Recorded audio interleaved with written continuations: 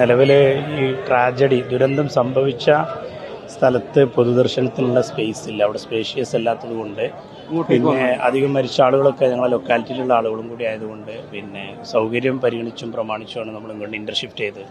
അപ്പോൾ അതുകൊണ്ട് ഇപ്പോൾ പൊതുദർശനം നടന്നുകൊണ്ടിരിക്കുകയാണ്. റിലേറ്റീവ്സും എല്ലാ മനുഷ്യരും അല്ലേ, എല്ലാവർക്കും ഏതെങ്കിലും രീതിയിൽ അറിയുന്ന സ്ഥലവും സ്കൂളും അധ്യാപകരും ഒക്കെ. അതെ, ഈ നാട് ഇറങ്ങലിച്ച് നിൽക്കുകയാണ്. ഇതിൻ്റെ ഒരു ഷോക്ക് ട്രീറ്റ്മെൻറ്റിലാണ് എല്ലാവരും എല്ലാവരും അങ്ങോട്ടും ഇങ്ങോട്ടും അല്ലേ, എല്ലാവരും പരസ്പരം കാണുന്നവരും നാടാണല്ലോ.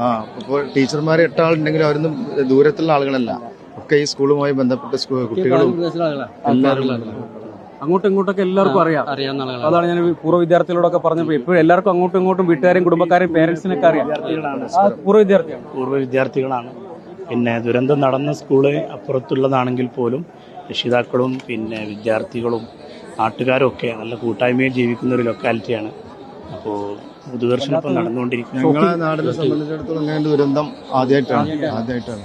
ഒരുപാട് ദുരന്തങ്ങൾ കേട്ടിട്ടുണ്ട്, പക്ഷെ ഉൾക്കൊള്ളാൻ കഴിയാത്ത രീതിയിലുള്ള ഒരു ദുരന്തമായി മാറി.